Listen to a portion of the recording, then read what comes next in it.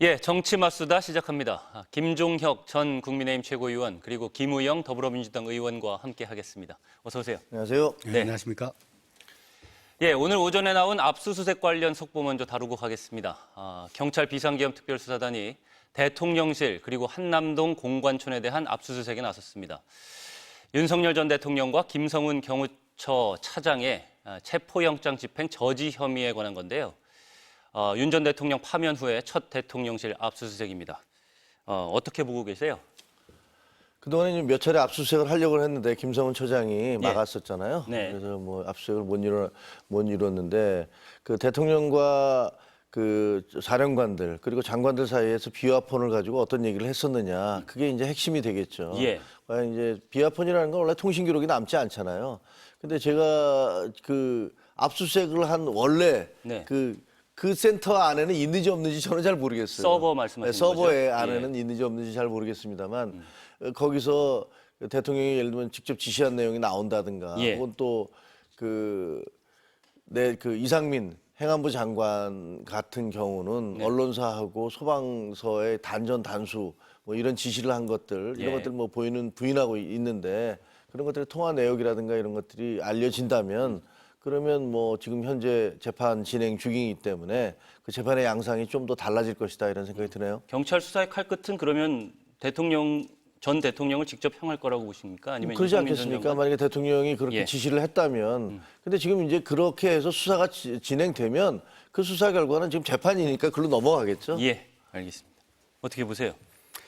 네, 사실은 이 한남동 공관 또 대통령실 그 내란 음모의 본거지 아니었습니까? 예, 그동안에 이제 그 경찰 공수처가 수색을 하러 가면 경호처라고 하는 국가의 공권력이 법의 집행을 막아서는 말도 안 되는 상황이 발생했었죠. 네, 이제서야 정상적으로 이제 수사가 본격적으로 진행되는 것이고 그동안의 경호처나 대통령실이 국민의 공복으로서 공적 기능을 하는 것이 아니라 사적 역할, 비선으로서 김건희 여사에 대한 그런 과도한 충성 네. 이런 것들이 사실은 내란 음모의 기초가 되었다고 보고 그것을 경찰, 공수처들이 철저히 수사를 해서 내란 음모의 실체를 밝혀내야 할 과제가 있다고 생각합니다. 알겠습니다. 앞선 저희가 리포트에서도 말씀을 드렸는데 한 가지 좀 주목해 볼 점이 있습니다.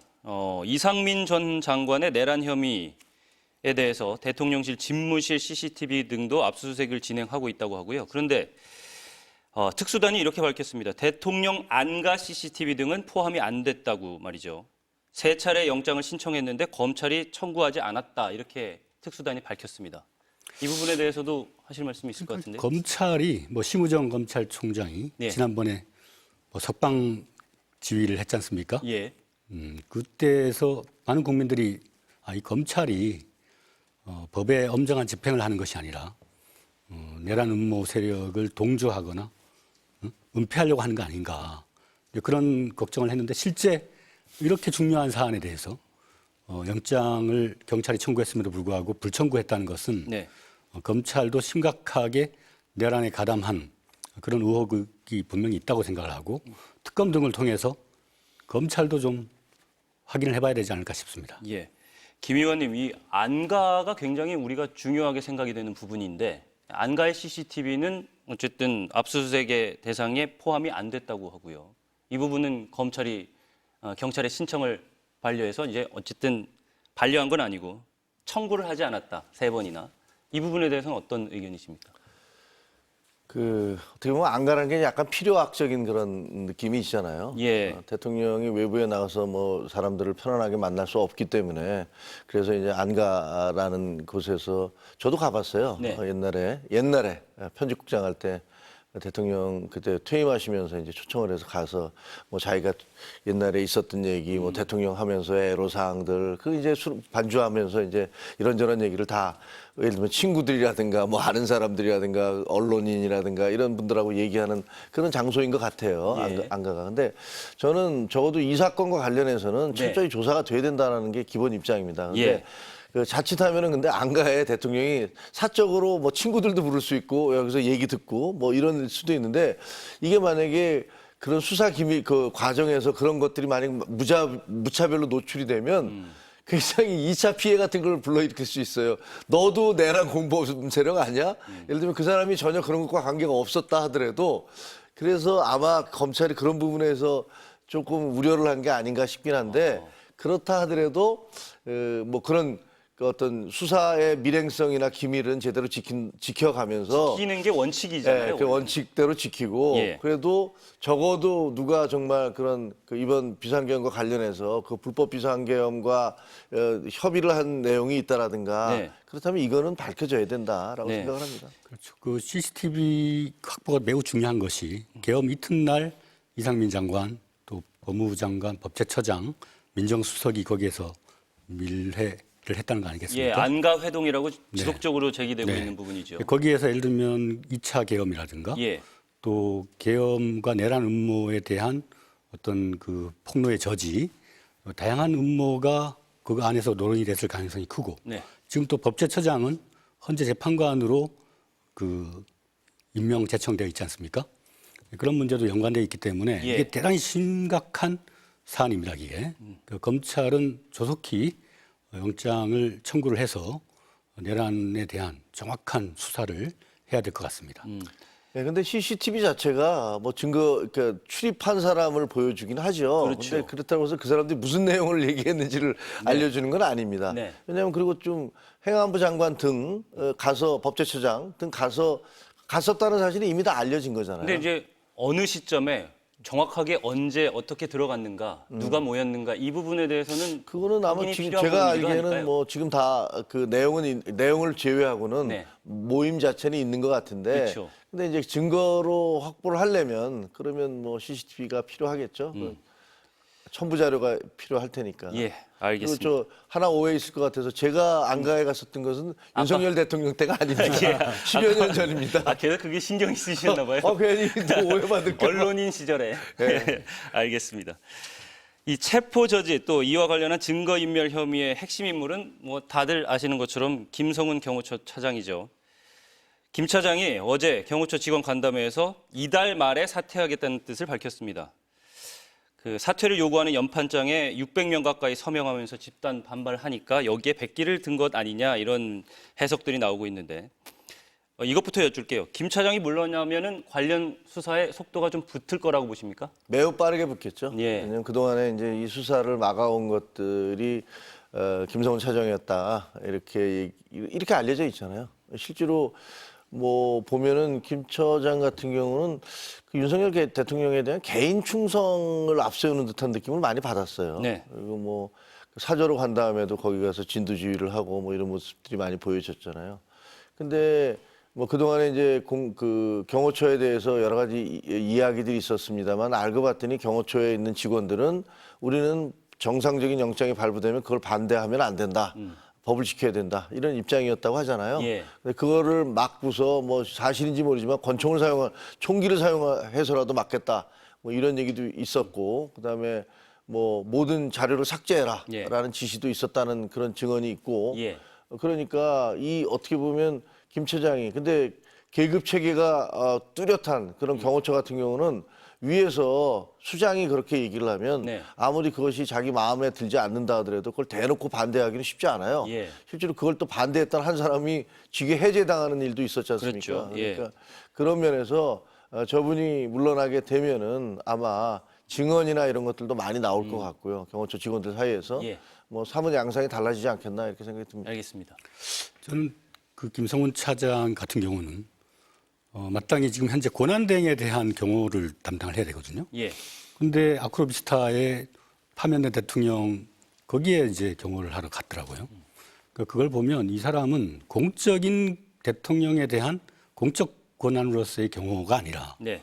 김건희라고 하는 사적 라인 거기에 대한 충성도가 매우 높고 국가의 공권력을 집행하기에는 대단히 문제적인 사람입니다. 네.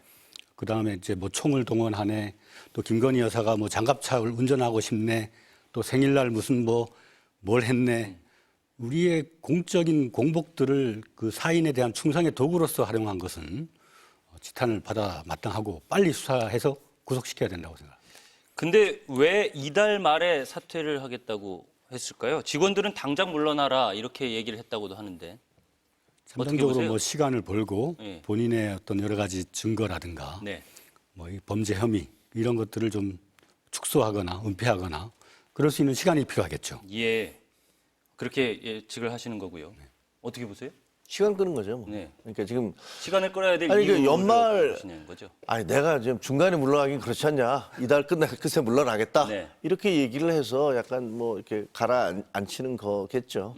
시간 벌게 하고 또 본인도 그동안에 정리를 하고 뭐 제가 뭐 증거 인멸을 하려고 한다라는 얘기는 제가 보지 못했으니까 그런 얘기는 하진 않겠습니다만 어쨌든 시간을 좀 끌어서 예. 본인에게 유리한 조금이라도 더 시간을 끄는 게 자기한테 유리하겠다라고 생각하는 거겠죠. 수사 속도와 관련해서 제가 좀 이렇게 말씀을 드리고 싶었던 게 이게 안가 모임 참석자라든지 대통령실 주요 참모들이 모두 휴대전화를 교체했다고 전해지기도 하고요.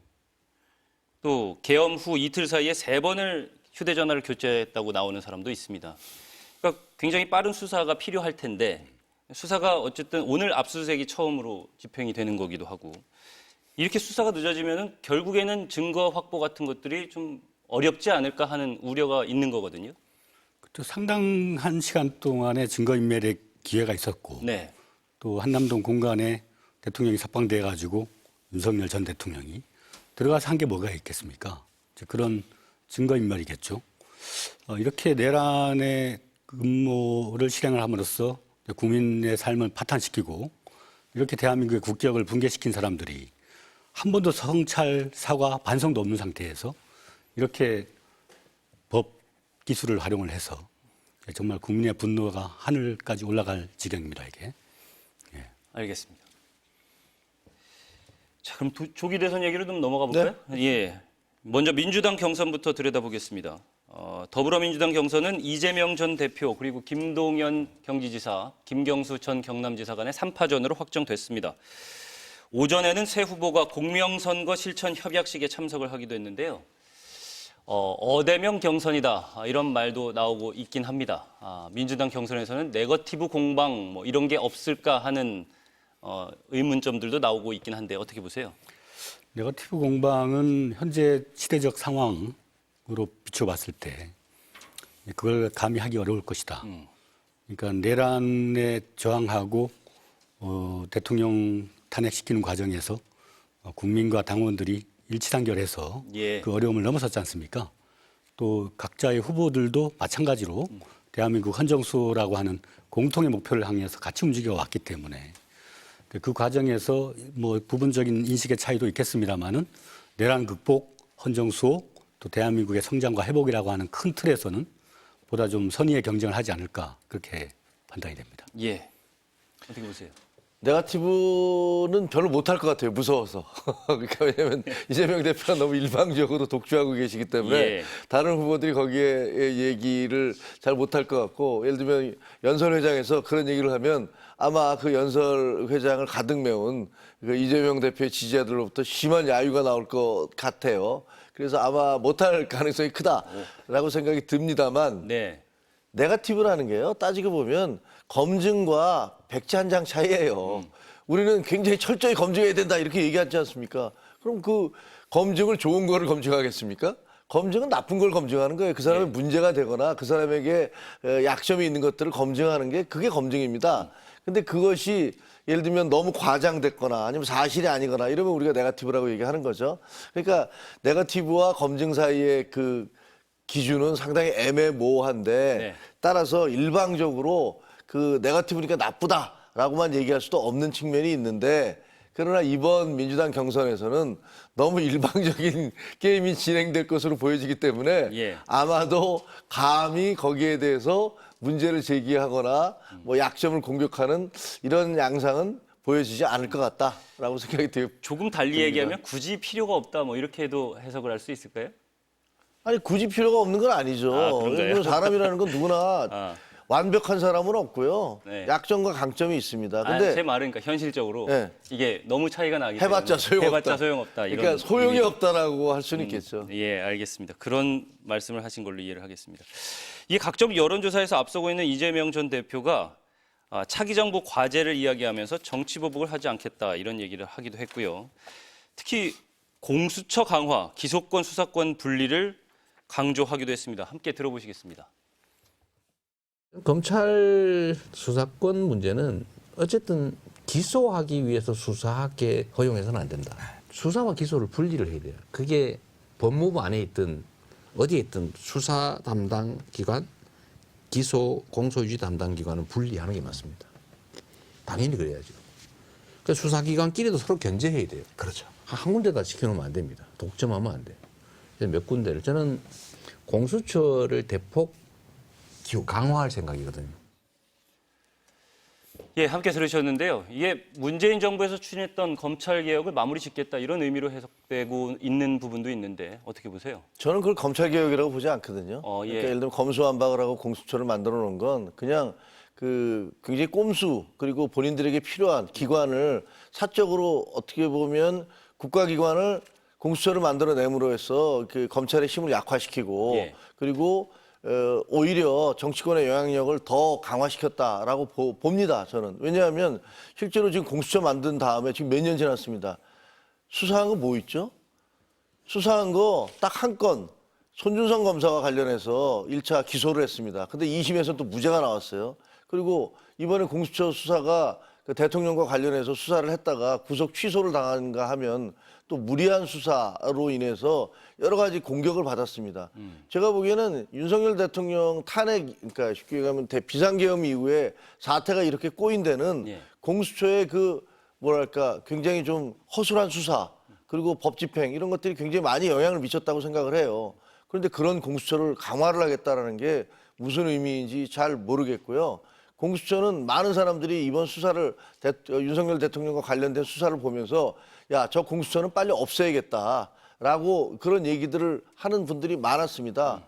수많은 예산을 쓰고 수많은 검사들 그리고 파견직들이 있는데 한 게 뭐 있나요? 그래서 오히려 나는 이재명 대표가 왜 저런 말씀을 하시지? 좀 이해가 잘 안 갑니다. 근데 그 과정에서 어떤 법적, 인적 미비가 있었다라는 부분도 계속 지적이 됐던 부분이기도 하고 그 부분을 좀 보완하겠다 뭐 이런 뜻으로 받아들일 수 있지 않을까요?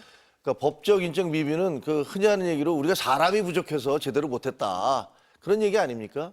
그런데 처음에 공수처에서 수많은 검사들이 왔었어요. 예. 지금 숫자가 정확히 기억이 안 나는데 다음에 한 1년 지나서 무더기로 사표를 했어요. 아 여기 아무것도 안 하는데 여기 있다가 내가 인생 망가지겠다.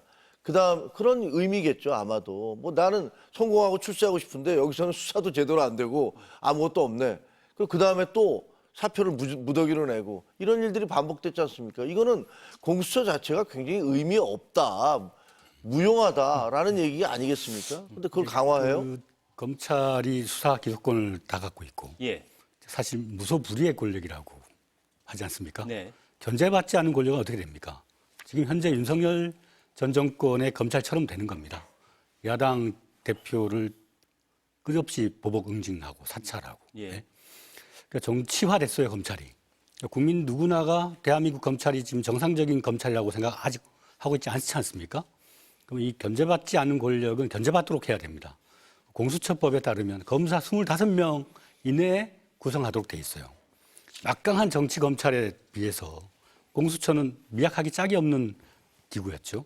그러니까 추세하려면 여기 오면 안 되겠구나 이렇게 생각을 했겠죠. 예. 그러니까 이재명 그 후보는 공수처의 기능을 강화를 해서 검사가 정치적 중립을 위반하고 무소불위의 권력을 악용을 해서 사적 이익을 추구한다거나 이런 걸 철저히 견제하지 않으면 또 대한민국은 이 검찰공화국의 늪에 빠져서 또 다른 사태를 또 야기할 수밖에 없다. 네. 그렇기 때문에 견제받는 권력, 분산된 권력의 지향점을 가지고 그 문제를 제기한 겁니다. 네. 그거는 민주당은 별로 할 말씀이 없다고 저는 생각해요. 왜냐하면 문재인 정부 시절에 그 윤석열 검사를 중앙지검장으로 몇 단계 올려서 승진을 시키고 또 몇 단계 올려서 그 검찰총장을 시킨 게 문재인 정부입니다. 그리고 그때 당시에 그 대법원장을 김명수 대법원장을 비롯해서 사법의 정치화, 검찰의 그 정치화가 가장 심하게 이루어졌다는 비판을 받지 않았습니까? 문재인 정부가 검찰을 정치 검찰을 만들어 놓는 그런 1등 공신이에요. 제가 보기엔 그렇습니다. 근데 그거 지금 탄생하신 분이 윤석열 아닙니까? 네, 그렇습니다. 윤석열을 국민의힘이 대통령으로 만들어 주신 분이 그래서 문재인 이 대통령 내란이라는 아니십니까? 사태까지 이어졌고 그러면 정상화시키려면 그러면 네, 이렇게 무한 권력을 약화시켜야죠. 이렇게 질문을 바꿔서 드려볼게요. 예.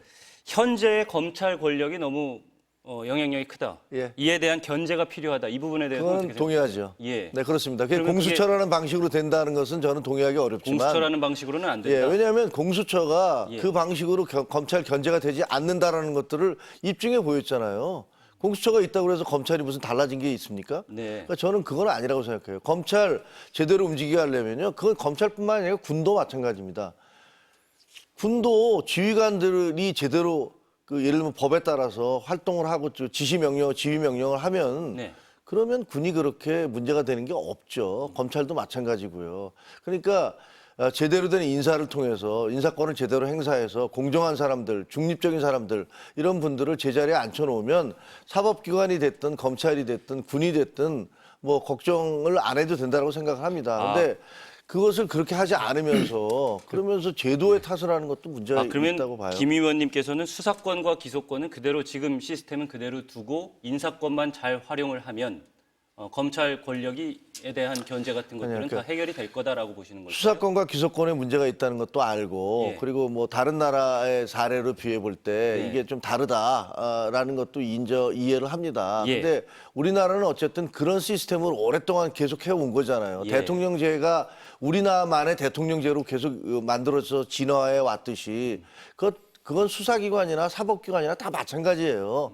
대한민국은 대한민국의 어떤 그 나름대로의 그 특성에 의해서 만들어진 기관이에요. 근데 이런 기관들을 하루아침에 다른 못을 만들어서 이게 정상화될 수 있다라고 보는 거는 그건 가능하지 않다라고 보는 거죠. 그러니까 이 사실 예. 내란 사태는 뭐 인적인 한 사람의 오류에서 기인됐다라고 퉁치면 뭐 넘어갈 수 있겠지만 제가 봤을 때는 이게 제도와 인적인 결합에 의한 사태였다고 봅니다.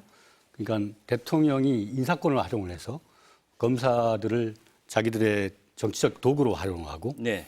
또 그 검사들은 추세하기 위해서 사건을 조작하거나 은폐하거나 예. 그 기소권을 악용을 했죠. 이런 문제를 개선하지 않으면 대한민국은 앞으로 나갈 수가 없어요. 이거 어떡하겠습니까, 이걸. 그러니까 그 무소불위의 검찰 권력을 분산시키고 예. 서로 견제하게 하고 견제받을 때는 자기의 행위를 좀 움츠릴 거 아니겠습니까? 남용하는 권력도 자제할 수가 있고. 그래서 공수처는 보다 강화를 해서 기존의 검찰 조직이 정치화되는 걸 막아야 됩니다. 그 기소권과 그 수사권을 또 분리를 해서 예. 기소 그 자체를 목표로 수사를 하게 되면 조작적 수사, 과잉 수사 이런 것들이 그건 윤석열 정권처럼 남발되지 않겠습니까? 예. 알겠습니다. 검찰 권력에 대한 견제가 필요하다. 그리고 수사권과 기소권이 모두 검찰에게 있는 이 현 시스템이 바람직하지는 않다라는 것에는 두 분 다 동의를 하시는 것 같고 다만 그 방법에 있어서 그것이 공수처여야 하느냐 아니면 공수처로부터 출발을 할 수 있다 이렇게 의견이 나뉘시는 것 같은데 짧게 얘기하면요. 예. 닉슨 대통령이 워터게이트 사건을 저질러서 그 특별검사가 임명이 됐어요. 수사를 하고 있는데 닉슨 대통령이 법무부 장관에게 야, 저 특별검사 해고해 이렇게 얘기를 했어요. 법무부 장관이 내가 사표를 내겠습니다. 그러고 나가버렸어요. 네. 법무차관한테 지시를 했어요. 야, 특별검사 해임해. 그랬더니 법무부 차관이 내가 사표를 내겠습니다. 라고 나가버렸어요. 네. 그러니까 닉슨 대통령이 내가 물러갈게. 라고 물러갔습니다. 제도와 시스템 굉장히 중요하죠. 그런데 그 안에 있는 사람들이 자기들이 해야 될 것들을 하지 않으면은 어떠한 제도를 만들어 놓든 간에 그 제도 별로 의미 없습니다.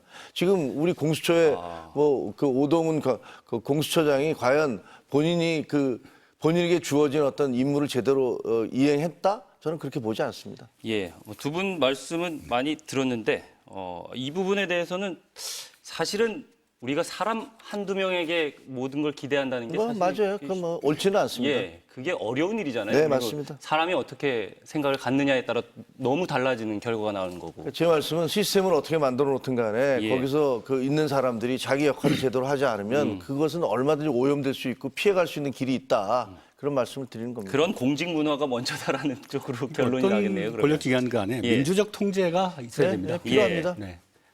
알겠습니다. 두 분 열띤 말씀을 해주셔가지고 이 정도로 하고 짚을 게 워낙에 많아서요. 국민의힘 상황으로 좀 넘어가겠습니다. 8명이 경선, 1차 경선에 진출을 했습니다. 조금 전에 들어온 소식인데요. 김문수 전 장관, 나경원, 안철수 의원, 한동훈 전 대표, 홍준표 전 대구시장, 이른바 5강으로 꼽히고 있습니다. 1차 경선을 4명이 통과할 텐데 혹시 뭐 잠깐 예상이라도 하고 넘어갈까요? 어떻게 김 의원님 보세요? 먼저 하셔야 되는 거 아니에요? 예, 예. 우리 집안 얘기라서. 저는 김문수, 한동훈, 홍준표 그 세 분은 들어갈 것 같고요. 예. 나경원, 안철수. 제가 봤을 때는 안철수 의원이 들어가지 않을까. 나경원 의원은 뭐 출마의 변을 보니 뭐 한 전 대표 떨어뜨리려고 나왔다. 이제 그런 기세시던데 누구를 떨어뜨리러 나와서 선거에서 성공한 사람 못 봤습니다. 알겠습니다. 김 의원님 차례입니다. 아니, 저는 둘 다 아는 분이기 때문에 말씀드리겠지만 굉장히 좀 예. 난감한 애인데 예. 근데 지금 이제 나경원 의원이 저 출마 선언한 다음에 이 나경원 의원 캠프가 친윤 이른바 친윤으로 불리는 분들이 다 들어가 있어요. 예.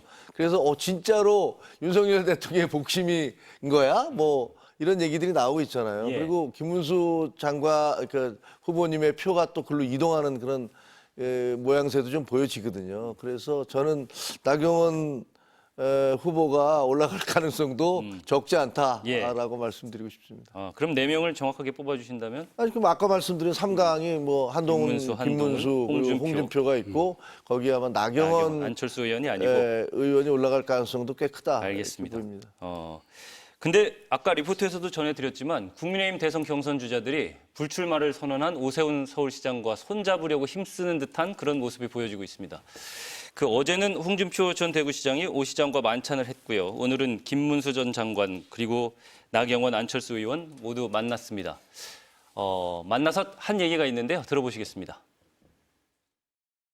오세훈 시장님의 이 공약인 약자와 통해 이 부분에 대해서 심도 있게 의견을 나누고 홍준표 후보는 오세훈 시장의 이 쌓아왔던 공약 이것을 그대로 받아서 공약으로 실천할 수 있도록 우리가 하겠다.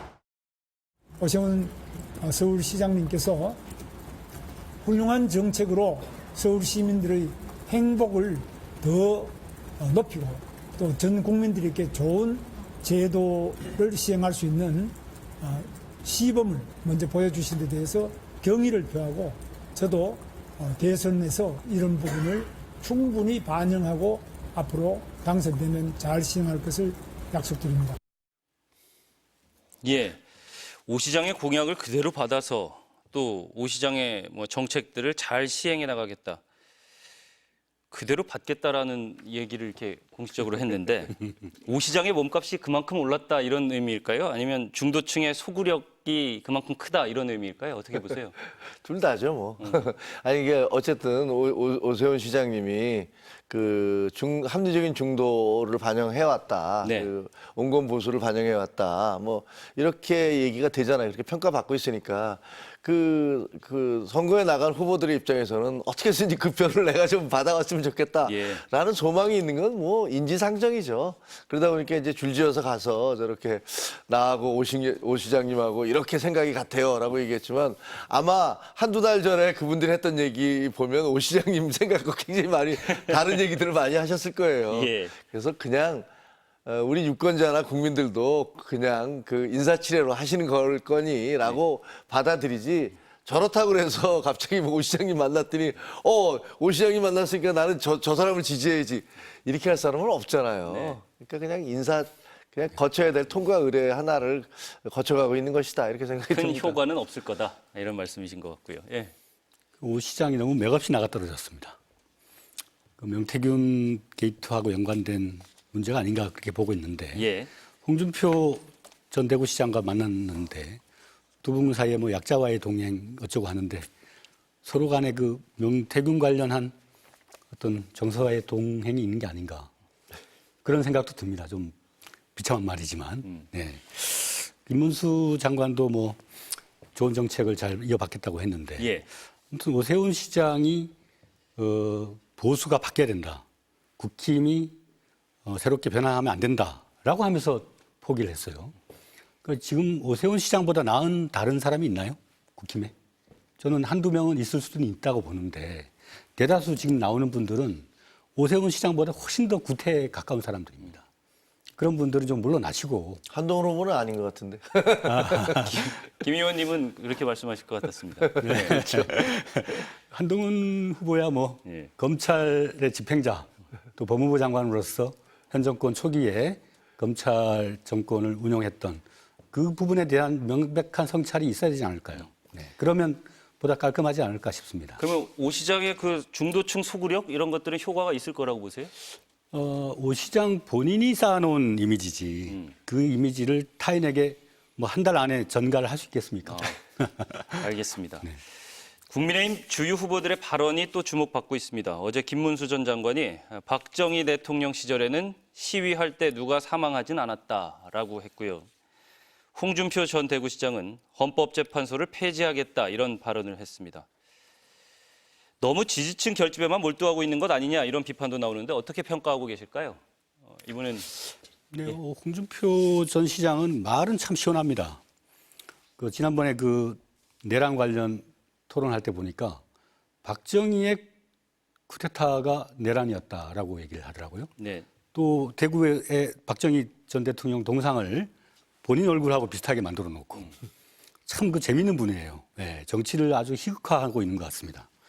헌법재판소를 폐지하겠다. 예. 한국의 헌법을 폐지하겠다는 말과 마찬가지 아닙니까? 네. 이거는 국민적인 그 민의에 따라서 개헌을 한다거나 그런 네. 과정에서 헌법 재판 관련 기구를 보다 좀 더 가다듬고 선진화시킬 수 있는 방안을 합리적으로 모색을 해야지. 대단히 정서적이고 감정적이죠. 지금 하신 말씀은 헌법재판소는 헌법에 의해서 설치된 기구이기 때문에 그렇게 말씀을 하시는 거겠죠? 그렇습니다. 네. 알겠습니다. 김 의원님? 아, 저요? 네. 저는 뭐 저희 당 그 후보들이 하시는 말씀이니까 또 어떻게 보면 그 경쟁 후보들이니까 뭐 말씀드리기는 조금 저되기는 합니다만 좀 과격한 건 분명해 보이죠. 그리고 이제 자꾸만 과거 얘기를 뭐 하려고 하는지를 잘 모르겠어요. 그러니까 과거는 과거고 우리가 이제 과거에서부터 미래로 넘어가야 되는데 무슨 박정희 대통령 얘기를 하는데 당장 우리 헌법을 지키는 데 있어서의 가장 기본적인 그 12.3, 12월 3일에 비상계엄 당시에 본인이 어떻게 했었는지부터 먼저 얘기를 하셔야 될 것 같아요. 모든 후보들은 네. 자유민주주의를 헌법 질서를 파괴하는 그것이 명백해 보이는 그런 비상계엄에 대해서 본인은 어떤 입장을 보이셨나 이런 것들부터 분명히 얘기해야지 국민들에게 설득력이 있을 거라고 생각을 합니다. 그 부분을 애둘러서 12월 3일에 비상계엄을 애둘러서 다른 얘기를 많이 해봤자 그게 별로 이렇게 국민들에게 와닿지는 않을 거라고 저는 생각을 해요. 네.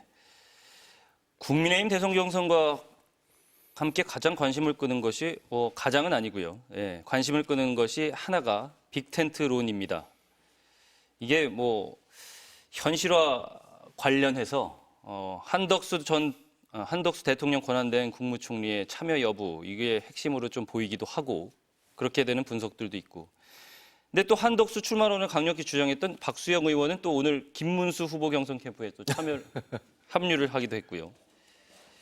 이게 무슨 배경인 건지 또 뭐 반명 빅텐트라고 하는데 이게 가능성은 있는 건지 계속 뭐 혼선이 있는 그런 모습입니다. 어떻게 보세요? 한덕수 총리 권한 대행님이 나온다는 건 사실은 되게 민망한 얘기죠. 왜냐하면 우리 당에서는 뭐라고 그랬냐면요. 그 한덕수 대행, 그 권한 대행을 탄핵을 했을 때 국정을 마비시킨다 이렇게 비판하지 않았습니까? 예. 그래서 야 대행도 탄핵을 시켜서 대통령 대대행 그 상황을 만들어내라고 비판을 했었어요. 근데 지금 총리에서 물러나셔서 우리 제3지대에서 뭘 만들어주세요. 혹은 우리 그 경선에 참여해주세요라고 얘기하면 아니, 민주당이 탄핵한 거는 그 무정부 상태를 만드는 거고 우리 당이 요구해서 자발적으로 내려오면 그건 괜찮은 건가? 이렇게 비판받을 수 있잖아요. 그러니까 그거는 제가 논리적으로 말이 안 된다고 생각을 해요. 예. 이거는 뭐 보나마나 제가 얘기하든 안 하든 간에 이게 당리당략이 아니고 누구든지 누가 봐도 이건 좀 이상하다. 나라를 대대행체로 가자는 거야? 라고 얘기가 될 거고 또 하나는 한덕수 지금 권한대행님은 지금은 별로 비판을 안 받고 있지만 만약에 정말로 대선 후보로 나오겠다고 선언하는 순간에 당신이 12월 3일 계엄 때 한 게 뭐냐라는 것들이 굉장히 공격을 받을 거예요. 만약에 그때 한덕수 총리님께서 나 대통령이 그렇게 얘기했을 때 저는 총리로서 이거 인정할 수 없습니다. 그럼 나가버렸어 봐요. 대통령이 절대로 계엄 선언 못 합니다. 그때 국무장관들이 여러 명이 이거 안 됩니다라고 얘기했는데 대통령한테 이거 말이 안 되는 일입니다. 저는 이거 총리제 여기서 사임하겠습니다. 그리고 나가버렸어 봐요. 그리고 다른 사람들이 그러면 대통령님 저도 못합니다. 이렇게 하면 아무리 대통령이라도 개헌 못합니다. 예. 그런데 그렇게 하셨나요? 그렇게 안 하셨잖아요. 근데 지금 그냥 슬쩍 그게 무슨 국무회의가 정상적인 것을 거치지 않았고 이렇게 말씀을 하셨잖아요. 그러면서 본인의 책임은 그냥 넘어가셨어요.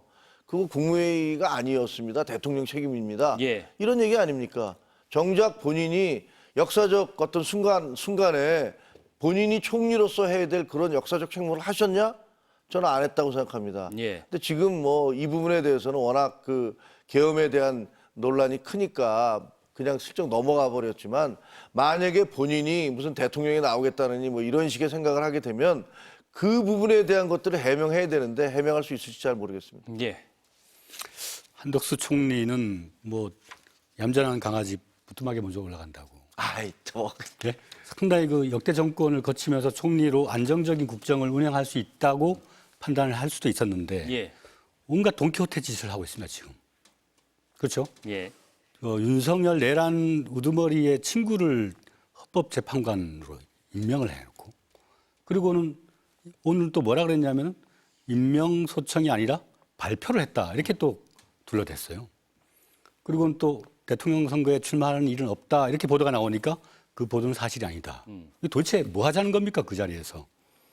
그 한덕수 현재 권한대행은 국민의 공직자로서 이 과도적 상황에 처해 있는 대한민국의 이 행정부처를 잘 다독이고 관리하고 국회와 소통함으로써 안정적으로 대한민국의 국정을 관리를 해야 됩니다. 네.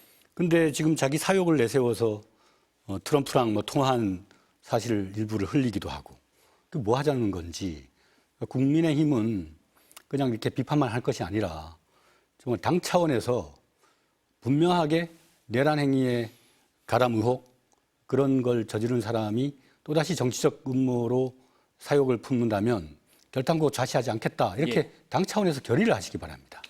알겠습니다.